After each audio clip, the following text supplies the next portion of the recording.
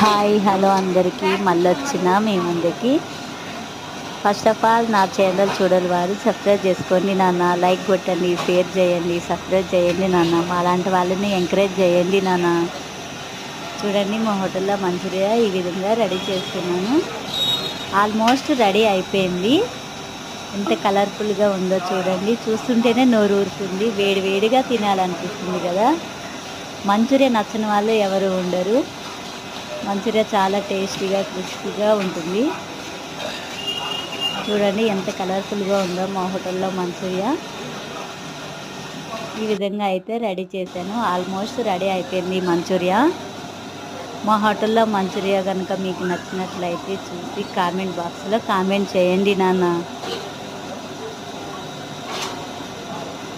Almost అయిపోయింది Manchuria.